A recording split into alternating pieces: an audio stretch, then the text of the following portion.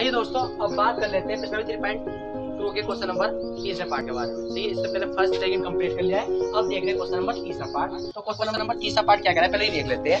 कह रहा है दो अंकों की संख्या के अंकों का योग कितना है, 9 है। उस संख्या का 9 गुना, उस संख्या का मतलब दो संख्याओं का 9 गुना संख्या के अंकों को पलटने से बनी संख्या के 2 गुना है तो वह संख्या ज्ञात करनी है। तो हमें क्या करनी है, दो अंकों की संख्या क्या करनी है, ज्ञात करनी है। तो पहले इस क्वेश्चन थोड़ा क्वेश्चन क्या है विस्तार से समझने क्या करेंगे, कोशिश करेंगे। ठीक है, क्वेश्चन थोड़ा सा बाय चांस इंपॉर्टेंट है, पेपर में 100% तो नहीं था, 90% तो 100% आने वाला है। सही है, तो इसको पहले क्वेश्चन को विस्तार से समझेंगे। देखो जो मैं बात समझा रहा हूँ पहले ये समझ जाओ तो क्वेश्चन आराम से समझ जाओ। ठीक है, क्वेश्चन समझने में ज्यादा बड़ा इतना हेवी क्वेश्चन नहीं है, इतना हार्ड क्वेश्चन नहीं है। ठीक है, पर क्वेश्चन थोड़ा क्या है, कॉन्सेप्ट क्लियर होना चाहिए क्वेश्चन में। अगर कॉन्सेप्ट क्लियर नहीं होने ना क्वेश्चन में तो ये क्वेश्चन समझना क्या है, थोड़ा हार्ड होगा। तो पहले समझो दो अंकों की संख्या कैसे होती है। जो वो कह रहा है ना ये मतलब दो अंकों की संख्या, तो पहले दो अंकों की संख्या का मतलब पता होना चाहिए कि दो अंकों की संख्या का मतलब क्या होता है। तो चलो फिर हम दो अंकों की संख्या का मतलब पढ़ते हैं। तो देखो दो अंकों की संख्या, दो अंकों की संख्या, देखो दो अंकों की संख्या कैसे होती है, 10 होती है, 20 होती है, 30 होती है, 40 मतलब 45, 60 और 90। इतनी बात समझ आ गई। ठीक है, कोई दिक्कत। अब जैसे मान लिया दो अंकों की संख्या का मैंने एग्जांपल मान लिया 30 है। सही है, अब जब ये 30 मान लिया तो जो इधरला वाला नंबर होता है ये इकाई का होता है और ये कितना मान लिया मैंने, दहाई का होता है। ये बात ही पता है तुम्हें, इकाई और दहाई। सही है, दो अंकों की संख्या का जो पहला इधरला वाला नंबर होता है वो इकाई का होता है, इधरला वाला नंबर होगा दहाई का। अब जैसे मुझे 30 लाना है, जैसे मुझे 30 लाना है तो मैं 30 कैसे लाऊंगा, तो इकाई में कितना होता है, 1 होता है और दहाई में कितना होता है, 10 होता है। ये बात तुम्हें पता है। और सैकड़ा में कितना होता है, 100 होता है। ठीक है, अब जब मुझे क्या लाना है, 30 लाना है तो मैं 3 की गुना किससे कर दूंगा, 10 से कर दूंगा, यानी 10 गुना कितना कर दूंगा। सही है, और ये कितना हो जाएगा, प्लस इकाई का अंक। सही है, तो कैसे करा, 10 दिया 30 और प्लस का 1 तो कितना आ जाएगा, 31। सॉरी बाबू मैंने यहाँ नंबर 31 ले लिया। ठीक है, तो इकाई का अंक मैंने यहाँ 0 था ना, इकाई का अंक नहीं 0 मानना पड़ता मुझे, इकाई का अंक कितना माना, 31। ठीक, कोई दिक्कत नहीं, अगर यहाँ मैं 0 लूंगा तो यहाँ 0 लेना पड़ेगा। ठीक है, फिर 0 मतलब क्या प्लस 0 करना पड़ता। ठीक है, कोई बात आ जाती। ठीक है, वहाँ क्वेश्चन नंबर थोड़ा गलती लिखा है तो समझो। ठीक है, तो 30 और 1 कितना हो जाएगा, 31 आ गया। वो 31 लाना था, 31 आ गया। एक बार और प्रैक्टिस करो, जैसे मान लिया मैंने पास कोई 45 है। सही है, अब ये इसका इकाई का अंक हो गया, ये इसका दहाई का अंक हो गया। सही है, इकाई का अंक, दहाई का। मुझे 45 लाना है, इकाई में कितना होता है 1 और दहाई में कितना होता है 10। सही है, तो देखो 10 गुना दहाई, दहाई का अंक कितना है 4। सही है, और प्लस 1 गुना 5, यानी 5 कर दो। एक का मतलब एक की मल्टीप्लाई 5 में कर दो, सीधा 5 ही कर दो, 5 इकाई का जोड़ दो। सही है, अब देखो सॉल्व करो, 10 चौक 40 और प्लस 5 कितना आ जाएगा, 45। इतनी बात समझ में आ गई। तो इसमें कहना मतलब क्या है, जब दो अंकों की संख्या आएगी, जब हम इकाई और दहाई में देखेंगे तो ये 10 और ये 10 तो चलने वाला है। सही है, नंबर क्या बदलेंगे तुम्हारा, इकाई का नंबर, देखो ये दहाई का नंबर था और यहाँ दहाई का नंबर कितना है, 4। कुछ भी नंबर ले सकते हैं। तो दहाई का नंबर तुम्हारा क्या बदल रहा है, यहाँ 3 है यहाँ 4 है, तो दहाई का नंबर तुम्हारा बदल रहा है। तो दहाई के नंबर की जगह मैंने मान लिया कोई भी 22। सही है, और इकाई का नंबर भी तुम्हारा बदल रहा है। देखो इकाई का नंबर यहाँ 1 है और यहाँ इकाई का नंबर कितना आ गया, 5। तो इकाई के नंबर को सिंबल दे दिया मैंने x। सही है, तो ये वास्तविक संख्या का फॉर्म बन जाएगा, 10 बाई प्लस का x। ठीक है, तो ये दो अंकों की संख्या की जो क्या है वास्तविक फॉर्म है वो बन गई 10 बाई प्लस का x। इस फॉर्म में 10 के साथ कोई से भी दो नंबर तुम निकाल सकते हो। ठीक है, और मैंने इसमें क्या करा है, जो इकाई का अंक है, इकाई का अंक कितना माना मैंने x और दहाई का अंक कितना माना मैंने y। ये बात भाई समझ में आनी चाहिए। ठीक है, देखो इकाई का अंक कितना माना था मैंने 1 और दहाई का कितना माना था मैंने 3। सही है, तो वो बात लिखते पहले जो माना दो अंकों की संख्या में, इकाई का अंक कितना मान लिया मैंने x और दहाई का अंक कितना मान लिया y। तो ये बात क्वेश्चन को समझते जाएंगे, करते जाएंगे। तो माना इकाई का अंक, इकाई का अंक कितना मान लिया मैंने x और दहाई का अंक, दहाई का अंक कितना मान लिया मैंने y। इतनी बात समझ में आ गई।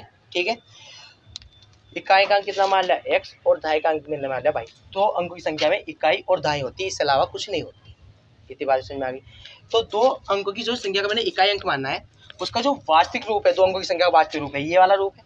सही है, तो हम लिख देंगे वास्तविक रूप, वास्तविक संख्या, वास्तविक।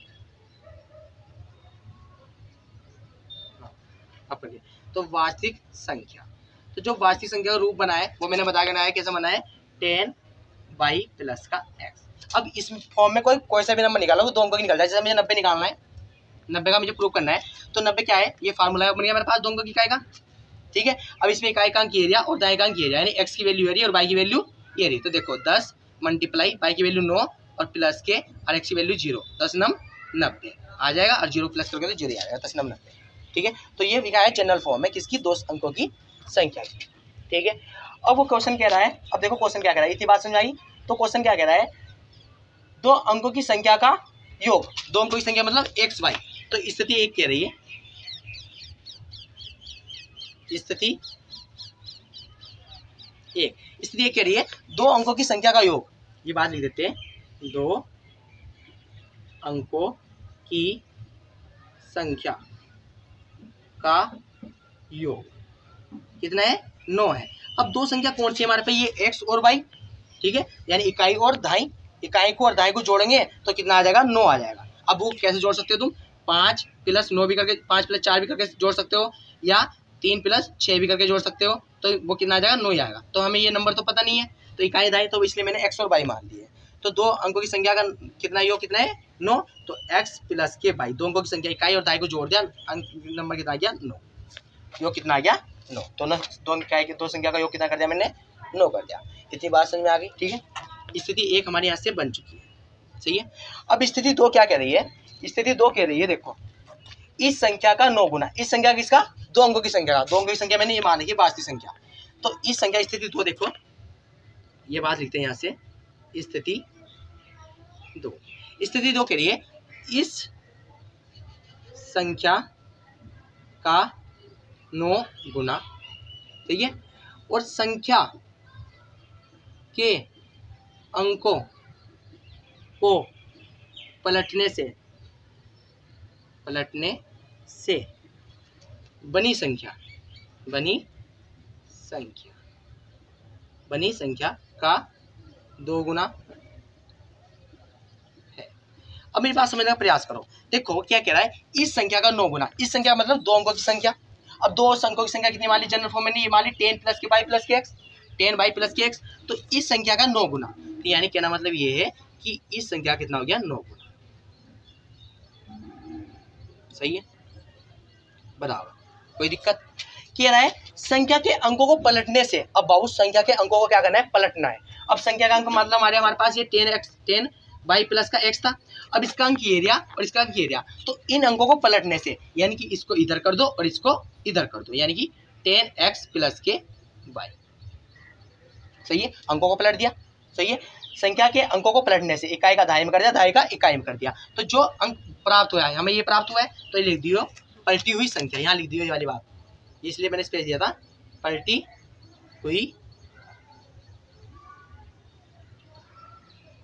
हुई संख्या कितनी आ गई, 10x प्लस के y। ये पलटी हुई संख्या है, इकाई का दहाई में और दहाई का इकाई में। तो कह रहा है संख्या के अंकों को पलटने से, संख्या का अंक पलट दिया मैंने, इकाई का दहाई में कर दिया, दहाई का इकाई में कर दिया। सही है, से बनी संख्या, तो कौन संख्या बनी थी, ये वाली संख्या बनी थी, तो ये कर दो नोट, 10x प्लस के y।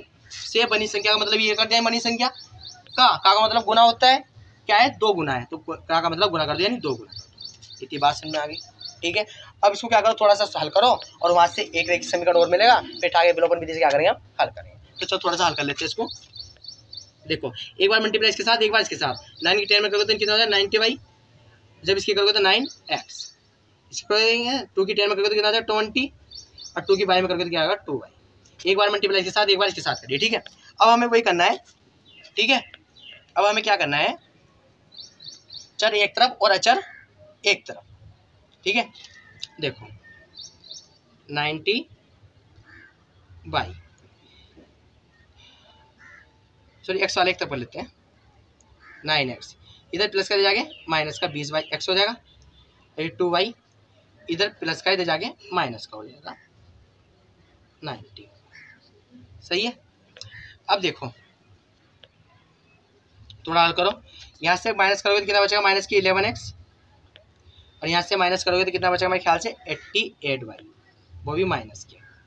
ठीक है, माइनस से माइनस कटा तो कितना, सॉरी आप यहाँ से देख लेता है कहानी, पहले मैं इस कार्य को रब कर देता हूँ। ठीक है, इसकी छोड़ लेना चाहते हो इसकी छोड़ ले सकते हो। ठीक है,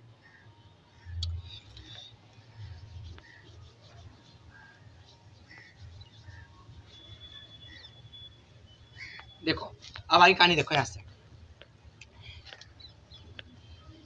देखो माइनस से माइनस कटा तो क्या बचा 11x और बराबर 88y। देखो इधर मल्टीप्लाई में जाएगा, किसमें जाएगा डिवाइड में, तो x बराबर कितना हो जाएगा 88y अपॉन 11 की मल्टीप्लाई जब 8 बार करोगे तो कितना आ जाएगा 88, 11 88 कट जाएगा तो कितना आ जाएगा 8y। ये समीकरण 2। सही है। अब इसको हमें क्या करना है, विलोपन विधि से क्या करना है, हल करना है। तो चलो पहले इसको इधर ले लेते हैं, x इधर प्लस का दे जाके माइनस का 8y इक्वल कितना हो जाएगा 0। सही है। अब इसका मानक रूप मैंने सही कर लिया। अब इसको क्या करना है, विलोपन विधि द्वारा क्या करना है, हल करना है समीकरण 2 मान। सही है। अब लगाओ समीकरण 1 में समीकरण 2 में विलोपन विधि, तो लगाते हैं समीकरण 1 में समीकरण 2 में विलोपन विधि। ठीक है, तो समीकरण 1 में समीकरण 2 नोट कर दो। तो समीकरण 1 कौन सी हमारे पास, ये x प्लस के y इक्वल टू 9, और समीकरण 2 कौन सी बनी है हमारे पास, ये x माइनस के 8y इक्वल टू 0। अब विलोपन विधि का स्टेप बाय स्टेप ये है कि जो तुम्हारे दो रेखीय समीकरण के जो युग्म है, दो चर वाले रेखीय समीकरण के जो युग्म है, तो उनके जो चर है x और y, चर कौन से होते हैं इसमें x और y होते हैं, इनके गुणांक बराबर है या नहीं है। तो इनके बाद देखो इसमें x में गुणांक बराबर है, हाँ यहाँ भी बने और यहाँ भी बने, यानी स्टेप पहला फॉलो हो चुका है। अब हमें कहना है कि क्या करना है, हमें गुणांक तो बराबर नहीं करने क्योंकि गुणांक ऑलरेडी बराबर है। ठीक है, अब हमें क्या करना है, चिन्ह परिवर्तित करने हैं। तो चिन्ह परिवर्तित करने हैं, जिसके गुणांक बराबर है उसके देखने से जाती है या विजातीय है।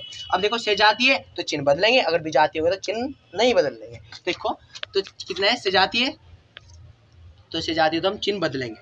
तो ये माइनस का, सॉरी ये प्लस का ये माइनस का हो जाएगा, ये माइनस का ये प्लस का हो जाएगा, ये प्लस का ये माइनस का हो जाएगा, निगेटिव पॉजिटिव सेम कट जाएगा। आगे कहानी यहाँ देखो 9y 8y और 1y, ये तो चिन्ह भूल जाओ, ये प्लस का 8y है तो 8y और प्लस का y तो कितना हो जाएगा 9y और बराबर 9।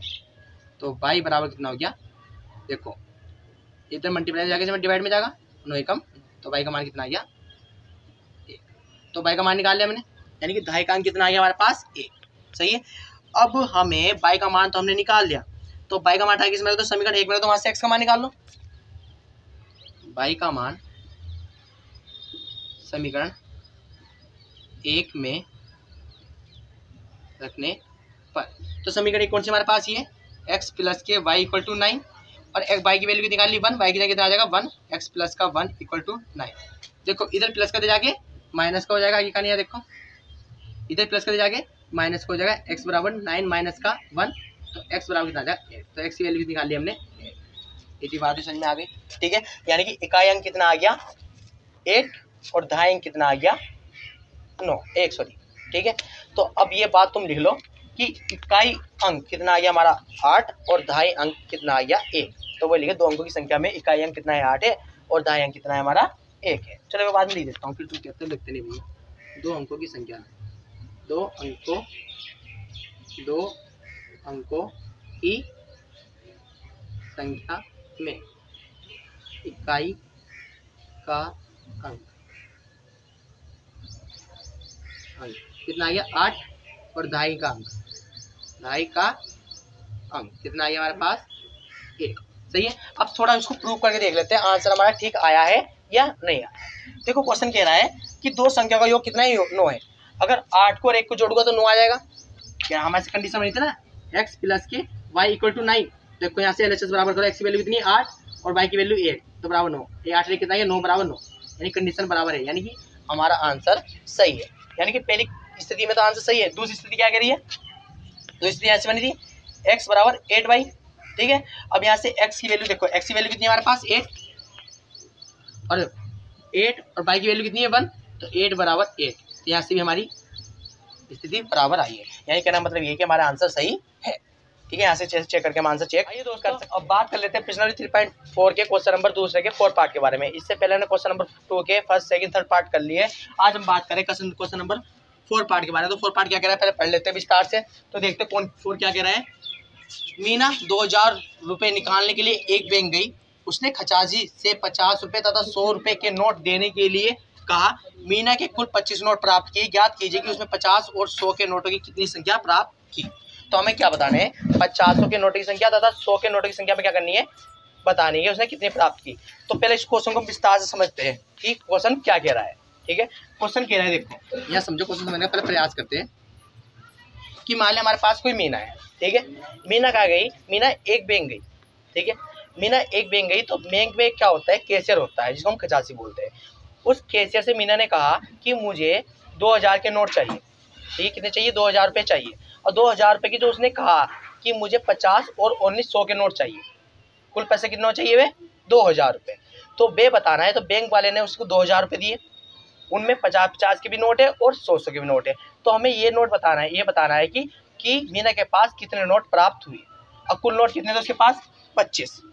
खजासी ने कितने नोट दिए, कुल उसको 25। तो उसमें ये बताना है कि 50 के नोट कितने हैं और 100 के नोट कितने हैं। इतनी बात समझ में आ गई। तो चलो हमें 50 और 100 के नोट तो पता नहीं, 50 के नोट कितने और 100 के नोट कितने। तो हम बात करते हैं, माना 50 के नोट की संख्या कितनी मान लेते हैं, x, और 100 के नोट की संख्या कितनी मान लेते हैं, y। माना 50 के नोटों की संख्या कितनी मान ली मैंने, x, और 100 के नोटों की संख्या, 100 के नोटों की संख्या कितनी मान ली मैंने, y। तो पहली शर्त क्या कह रही है, तो पहली शर्त ये कह रही है कि कुल नोट कितने हमारे पास, 25। कितने कुल नोट है, 25। यानी 50 और 100 के कुल नोट कितने, 25। तो ये बात स्थिति नंबर 1 लिख देते हैं हम। स्थिति फर्स्ट, 50 और 100 रुपये के कुल नोटों की संख्या कितनी हमारे पास, 25 है। तो कहना मतलब 50 के नोट, 50 रुपये कर लो यहाँ, फिर 50 रुपये तथा 100 रुपये के नोटों की कुल संख्या कितनी है हमारे पास, 25 रुपये। तो 50 के नोटों की संख्या कितनी मानी है मैंने, x, और 100 के नोटों की संख्या कितनी मानी है मैंने, y। तो मैं इसकी समीकरण ऐसे बना सकता हूँ, x प्लस के y इक्वल टू 25। ये इक्वेशन फर्स्ट हो गई। इतनी बात ही समझ में आ गई। ठीक है, फिर दूसरी बात ये है, स्थिति नंबर 2 ये है हमारी। स्थिति 2 डाल लो, स्थिति 2। स्थिति 2 कह रही है कि 50 के नोटों की संख्या और कुल 100 के नोटों की संख्या कितनी हमारे पास, कितने रुपए थे, 2000 रुपये। तो बात लिखते हैं, 50 रुपये तथा 100 रुपये की नोटों की संख्या के कुल रुपए कितने, 2000। सही है। तो देखो, तो यहाँ से मिल गया कि 50 के रुपए की नोट की संख्या कितनी मानी है, x। तो 50 x प्लस 100 के नोट की संख्या कितनी मानी हमने, y। तो 100 y इक्वल टू 2000 रुपये। ठीक है, यहाँ से इक्वेशन सेकंड बन चुकी है। और जब इक्वेशन सेकंड बन चुकी है, ठीक है, अब हमें क्या करना है, विलोपन विधि द्वारा क्या करना है, इनको हल करना है। और वहां से हमें x y के मान निकालने हैं। और x y के मान निकलते साथ जिसको तुमने x मानना है वो 50 के नोट की संख्या हो जाएगी, और जो y का मान निकलेगा, y का मान क्या मानना है, 100 रुपये, 100 के नोट की संख्या हो जाएगी। तो अब हम क्या चलते हैं, विलोपन विधि में। तो चलो विलोपन विधि लगाते हैं। विलोपन विधि, तो विलोपन विधि क्या कहती है, विलोपन विधि ये कहती है कि कोई हमारे क्या है, विलोपन विधि 2 चर वाले रेखीय समीकरण को मिलते हैं, और उसके 2 चर होते हैं, वो क्या होते हैं, x y होते हैं। तो विलोपन विधि ये कहती है जो हमारे चर है x और y, उसके गुणांक क्या होने चाहिए, बराबर होने चाहिए। क्या x के गुणांक बराबर हो या y के गुणांक बराबर हो। तो चलो पहले हम समीकरण 2 को लिख देते हैं। देखो कि यहाँ इसमें देखो समीकरण 1 में हमारे x और यहाँ कितने हैं, 50x, और यहाँ कितना है y, यहाँ कितना है 100y। तो हमें टारगेट क्या करना है, एक फिक्स करना है, किसके गुणांक क्या करने हैं, बराबर करने हैं। मैं देख रहा हूँ मुझे क्या करने हैं, x के गुणांक बराबर करने हैं। जैसे मुझे x के गुणांक बराबर करने हैं, तो यहाँ x कितना है, x और दूसरे में कितना है 50x। सही है, तो मुझे गुणांक बराबर करने हैं। अगर मैं इसकी मल्टीप्लाई 50 से कर दूं तो गुणांक बराबर हो जाएगा किसके, सिंपल सी बात है। तो यहाँ कितना है x और यहाँ कितना है 50x। मुझे क्या करना है, किसी एक के गुणांक बराबर करने हैं। अगर मैं x की मल्टीप्लाई 50 से कर दूं तो गुणांक बराबर हो जाएंगे। यहाँ भी 50x हो जाएगा, यहाँ भी 50x हो जाएगा। x से गुणा क्या हो जाएगा, बराबर हो जाएगा। तो कहना मतलब क्या है, जो ये 1x था ये किसमें, समीकरण 1 में। सही है, 1x किसमें, समीकरण 1 में। तो मैं क्या करूंगा, समीकरण 1 की गुणा किससे कर दूंगा, 50 से कर दूंगा। इतनी बातें समझ में आ गई। गुणांक बराबर करने के लिए तो लिख देते हैं समीकरण 1 की गुणा 50 से करने पर। तो चलो 50 से करते हैं। तो देखो समीकरण 1 कौन सी हमारे पास, ये ठीक है, और इसकी गुणा किससे कर रहे हैं हम, 50 से। तो चलो 50 से करते हैं। देखो इसकी एक बार इसके साथ, इसकी इसके साथ और इसकी इसके साथ भी होगी। जब 50 की x में करोगे तो कितना हो जाएगा 50x, और 50 की y में करोगे तो कितना हो जाएगा 50y। ठीक है, और जब 25 की 50 में करोगे, 25 पंजे 125 और एक जीरो ऐसा, यानी 1250 हो जाएगा। यानी जब 25 की मल्टीप्लाई 50 में करोगे तो कितना आ जाएगा 1250। और समीकरण 2 कौन सी थी हमारे पास, ये 50x प्लस के 100y इक्वल टू 2000। सही है, अब हमें क्या करना है, अगला स्टेप क्या होता है, चिन्ह परिवर्ती करना। यही तो है। अब चिन्ह परिवर्ती क्या करना है, जिसके तुमने गुणांक बराबर करने हैं उसके देखो सजातीय चिन्ह या विजातीय चिन्ह। अगर सजातीय चिन्ह होंगे तो हमें चिन्ह परिवर्ती करने पड़ेंगे समीकरण 2 के। अगर विजातीय होंगे तो हमें चिन्ह परिवर्ती नहीं करने पड़ेंगे। तो गौर से देखो, तो यहाँ प्लस है, यहाँ प्लस है, दोनों में प्लस प्लस है। तो हमें क्या करने पड़ेंगे, चिन्ह परिवर्ती करने पड़ेंगे। सजातीय वैसे तो हम चिन्ह परिवर्ती करते हैं। देखो ये प्लस का तो ये माइनस का हो जाएगा, ये प्लस का तो ये माइनस का हो जाएगा, ये प्लस का तो ये माइनस का हो जाएगा। निगेटिव पॉजिटिव कट जाएंगे। देखो 100x में से 100y में से 50y घटाओगे तो कितने बचेंगे, माइनस के 50y। और देखो सॉरी 2000 था यहाँ। अब 2000 में से 1250 घटाओगे तो कितने बचेंगे, 750 रुपये। सही है, अब देखो आगे कहानी देखो यहाँ। अब देखो सॉरी माइनस के बचे, माइनस संख्या बढ़ी है तो माइनस का चिन्ह आएगा। ठीक है, माइनस संख्या बढ़ी तो माइनस का चिन्ह आएगा। माइनस के 2000 में से 1250 घटाए ना, तो माइनस संख्या बढ़ी तो माइनस का चिन्ह आता है। अब देखो माइनस से माइनस कटा तो देखो कितना आ गया यहाँ 50y इक्वल टू 750। अब ये मल्टीप्लाई में जाके इसमें जाएगा डिवाइड में, तो y इक्वल टू कितना आ गया 750 अपॉन 50।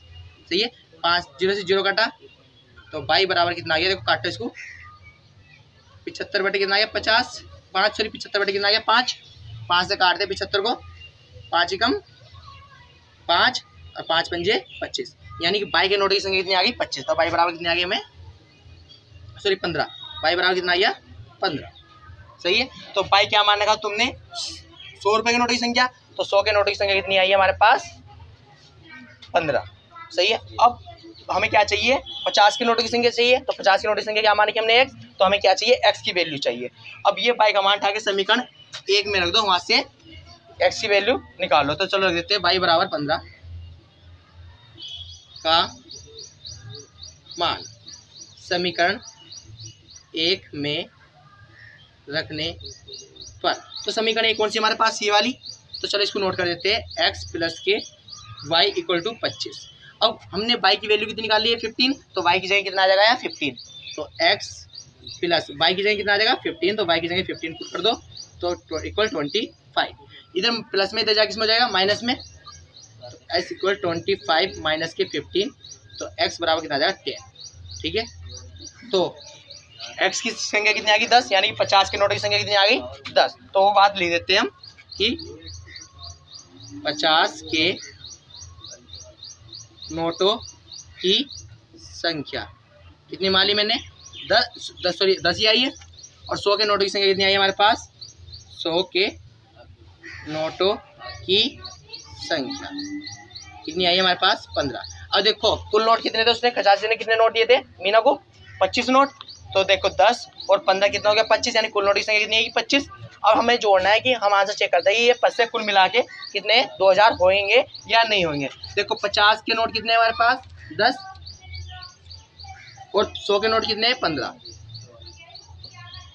देखो मल्टीप्लाई करो, देखो 75 करोगे 50 की 10 में करोगे तो कितना आ जाएगा 500, और 100 की जब 15 में करोगे कितना आ जाएगा 1500।